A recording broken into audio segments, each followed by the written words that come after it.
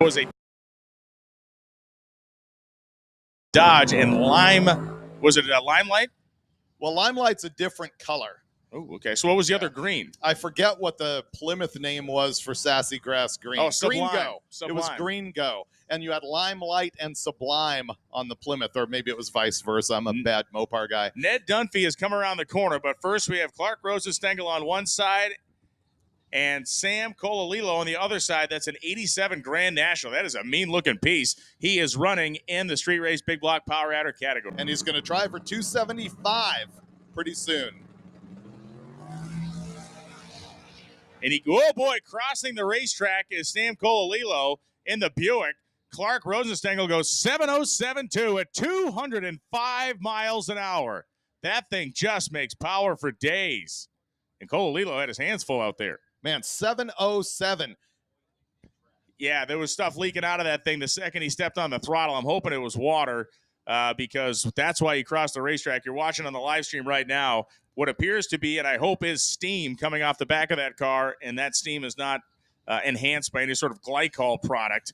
Otherwise, we get a full left lane grease job over there. And, of course, Ned Dunphy is sitting in that lane in what is arguably the most powerful and fast car on the property. Oh, man, it's transmission fluid. That is so not good.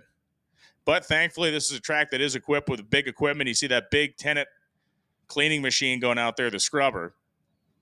And so they are going to work that thing, and I'm guessing this is going to be pretty much end-to-end. So, Brian, that was Sam Colalillo who went down in his Grand National. And I'm going to say for the rest of the week, a major oil down will be known as the Colalillo. I think the self-evident request here is that if you suspect that there's parts or fluids falling out of your car, slow that thing down, safely get it to the wall. We don't want to set any more records for distance on ATF on the ground. Yeah. If you want to visit this guy, I would suggest you follow the trail of ATF all the way to his pit. Yeah, this is not a CSI style investigation you need to make to locate the vehicle. You do not need any Sherlock Holmesian style logic here. You can just follow the trail. I don't know if you're aware, Brian, they do make that accessory pan for that thing that has the 55-gallon capacity.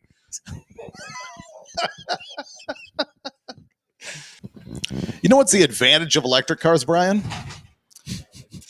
Oh, please. I'm dying to know. You can't Colalillo the track. That is the one thing you can't do. Uh-oh. Okay, that is the front tire spinning, thank God. Woo. I thought it was pumping every ounce of coolant out of it possibly could. The Colalillo? Yeah, I thought we were going straight back there again.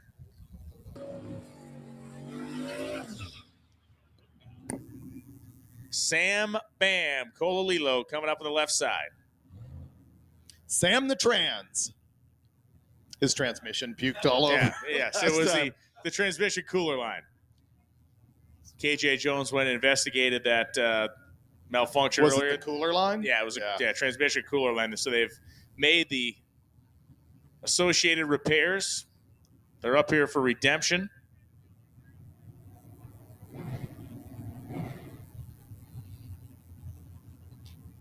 I like the starting line guy approaching the car with a mop like it's a lightsaber.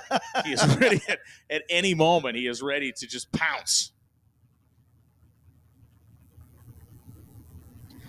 But in all seriousness, it was a crummy thing to have to clean the track. But for Sam, it was a lucky break because we saw what happened. Again, on that stuff, it just turns everything into ice basically. And he came across, got into the other lane a little bit. But if that happens at speed, you can pile the car up. Dan Dinan jumped in, took a big bite out of the starting line with his bump box. And for Sam, it looks like they're just going to try to get it down the racetrack. Maybe they come back and make another run, but this at least puts them on the qualifying sheet, so to speak, here on day one, 11:46 at 1:32. So they're out checking the racetrack right now. Did he Colalillo it or no? I don't know at this point. I think Everybody on the live feed going, please no fluids, please no fluids. Well, please there's no definitely fluids. something out there. The question is if it's going to evaporate on its own or if it's going to require mechanical assistance. Oh, wait. 5 minutes till the lanes are closed. 5 minutes until we close the lanes. It is the Julian Assange of Drag Week. Julian Assange.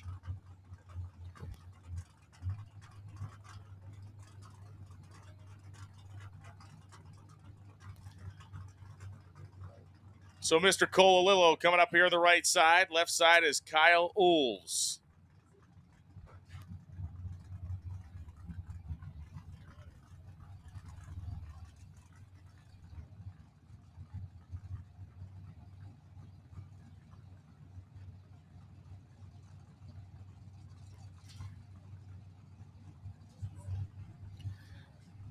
All right, so the Colalillo Buick is pre-staged. Opposite side is Kyle Oels, the 1967 Camaro.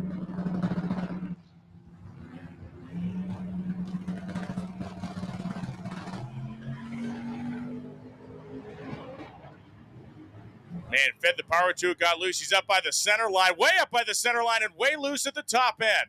Goes 873 at 151 miles an hour, and boy, did he ever use the steering wheel down there.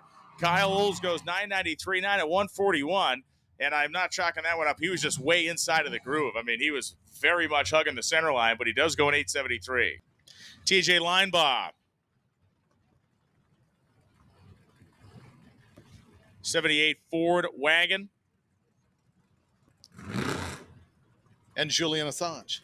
I'm trying it again. You know, it doesn't land the first time. You got to retry it. Different audience, different day. Right. It still sucks. I'll be honest with you. It's still very bad. It doesn't. Still It's very, pretty very good. bad. Very bad. You broke out Exxon Valdez earlier. That thing's got whiskers on it. Which is a reference that people can actually identify with. And have for 30 years. Exactly. Right. It is comforting. When everybody thinks of an oil spill, they still think of that one.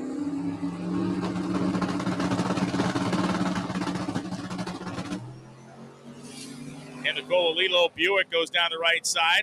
Very gentle launch for that car, but it is making good power. 153 in the 8th mile, 773.6. 192.47 out of that car. Big speed. 895 or 865.3 at 159 for Linebaugh. But man, over 192 miles an hour for Colalillo in the Buick. Billy Gebhardt and Andrew Slater coming up now. The Buick just knocked a full second off of his best ET thus far this week. I'm going to give these guys credit, and it's, you know, obviously Spirit of Drag Week is brought up and discussed among the racers, and that's a whole thing. But to go from what they did day one to where they're at now is pretty incredible. Yeah, on day one, he put down so much transmission fluid on the ground that we brought the boat out. Yes, we did. We floated across it. I met Sam Colalillo just moments ago. Oh, I mean, did he come in with a machete or? He's way bigger than you. Okay. He does know where you're staying tonight. All right. And I may be soliciting help tomorrow. So if anybody is an aspiring announcer that may be near Mileage Dragway, no, awesome dude. They had worked all night long. He said, we got the hotel at 1. We were finally going to get some sleep. And then the alternator was like basically died as they're pulling in the hotel. So they ended up wrenching. But the car's been 720s, like 198. And to watch him go out there and run 192 today, happy with that. He's gotten his time slip in. They're going to get the drive going. But good dude. And he said, hey, man, I definitely didn't want to do that my first day. But I love the fact that they've stuck to it and come back strong. Yeah, of course, we're talking about the guy with the Buick Grand National that oiled down the first day, and we've been taking spot shots at him ever since. Torbett finally gets down 919 at 148 miles an hour. Great dude, and a dude with a sense of humor, which makes it all much better. So we're allowed to continue to refer to the oil down as the Colalillo, is that right? Now that I met him, and he could probably tear you and me limb from limb, I don't know if that's the best idea. Yeah, if we can schedule the murder a little bit later this afternoon, that'd be great. Yeah, if you could kill him tomorrow afternoon at about 3:30, that would probably be the most ideal time. Yeah, the Mr. Colalillo is here to speak to you. Oh, perfect.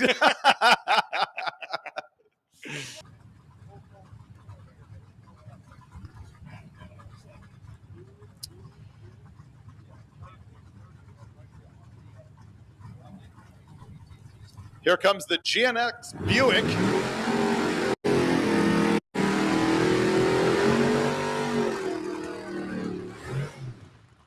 and Travis Fahy on the right-hand side.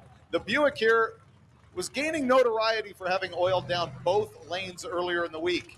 However, he's also running in the 190-mile-an-hour range now, 7-second car. This has an engine in it that is very similar, that's easy for me to say, to Bryant Goldstone's old combo.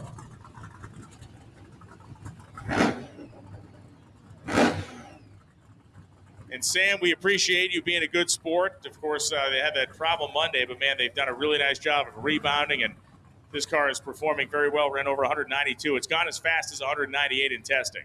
And as quick as 773 at drag week.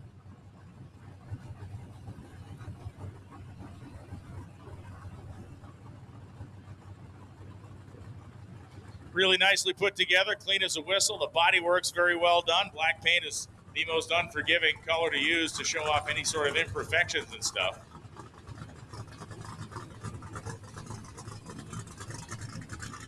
Both sides can you make that same claim, even the wagon. The wagon is arrow straight.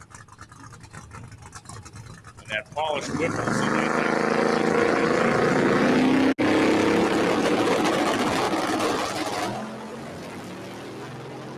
Biggest windstand out of Travis's car we've seen for a while. There he goes, 792, 183 miles an hour, a low mile an hour for that car. And Travis on the right-hand side with the blown wagon, 929 at 148. Lanes, but most important thing that you can be seeing right now is Bryant Goldstone in the left-hand side. They have had a bloodbath this week with this car. They have run in the 650s. They had a torched cylinder head as we were coming out of Martin, Michigan, and it was weird. It torched right through the end of it. And they had the engine out of the car. They got it welded up. They got it fixed. They got it back together. They went 650s yesterday. You were looking at the quickest car on property and an average over the past 4 days of competition. We need to see a 650 out of Bryant Goldstone, and he will very likely secure his win for the very first time at Hot Rod Drag Week. He is running in the Ultimate Iron category. Our overall winner this week will certainly not be in the Unlimited class. Now, Goldstone has had his difficulties on the track as well. We've seen him spin the tires. We've seen him back out. So this is not a sure thing right now. He has made the complete drive. This car has driven 890 miles. It's been through the abuse. The engine's been out of the car. So the question is this going to be a one and done for Goldstone, or are they going to have to work for it even harder? Now, as soon as he hands in his time slip, or as soon as he crosses through the lights and has the potential to hand in a time slip, he has completed the week. But that might not be good enough for him. He might want to go quicker. This is a past class winner. This is a Hot Rod Magazine 200-mile-an-hour club driver.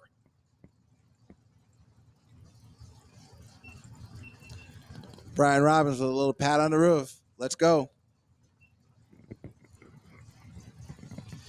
Bryant Goldstone. On the other side, Sam Colalillo, the car that oiled down both lanes here on day one. Come on, Goldstone. Nudge her in.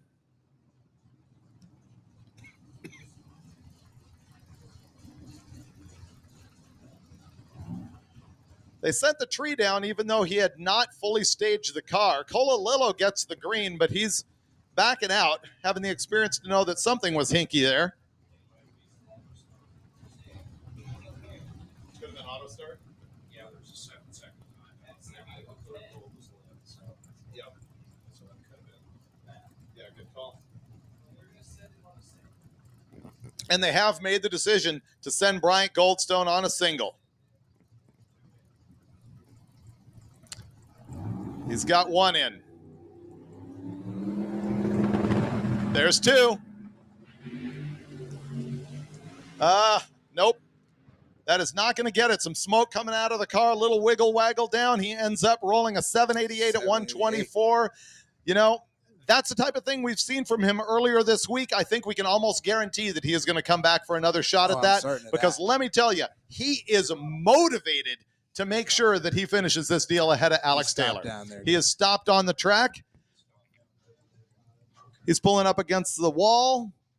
Send somebody down. It's probably okay, but we'll go have a look at Bryant Goldstone's car. Boy, what a crushing blow if that's the end of the week, but I have absolute faith they will do everything in their power to make that happen and come back and give us at least a 650, 680, something in the sixes. After what they've been through, David, I agree with you. I agree with you wholeheartedly. I think they're going to go and figure out what's going on and work on it. One of the things that we noted in Hot Rod social media, we caught up with Brian after his 650 run yesterday, and he said that the thing is actually running better than it has since he started Hot Rod Drag Week this year. So they'll probably get it sorted out. And in a sense, he doesn't have to be back, but he has to come back and make another lap. He has to.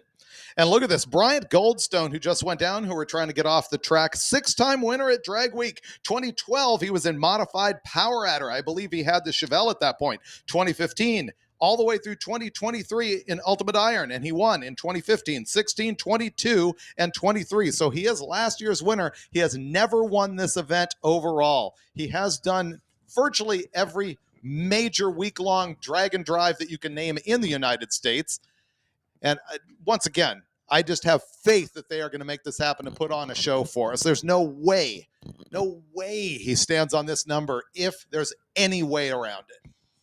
And I can bore you with more details about all of that, but it's going to be a whole lot better to watch Colalillo go down here, as we can also spend more time criticizing him for that massive transmission leak oil down earlier in the week, both lanes. You criticize him for that, but you also have to praise him for the comeback. You know, they took that thing apart. It's been awesome. Absolutely. Yeah, we like to go to the low-hanging fruit, and the most critical hanging fruit is kind of what I do. But yes, they have made a huge comeback with this car. The car is loaded with an engine very similar to what used to run in Bryant Goldstone's car.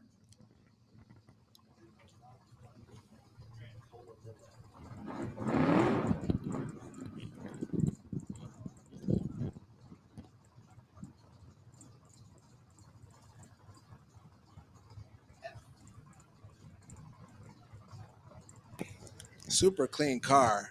I'm wondering though, well, not this car. There have been a couple of Grand Nationals out here, David. And do you know if Grand Nationals were available with crank windows? One of the cars out here is Grand National skin. Don't think so. Yeah, don't think so. All right, Colalillo, it's been an interesting story because he did have those difficulties throughout the week. He ran 11:46, which really harpooned his chances at an overall win, barring any breakage from his competitors. But it has run as quick as 8.0s. Excuse me, it has run as quick as 773. 773 in this big block Chevy-powered Grand National. Now, he's in Super Street, big block Power Adder, and he has traded positions back and forth throughout the week, or actually just yesterday, and right now he is third overall in class. His average, 896, but he is going to average that up big time here if he can pull off another 7.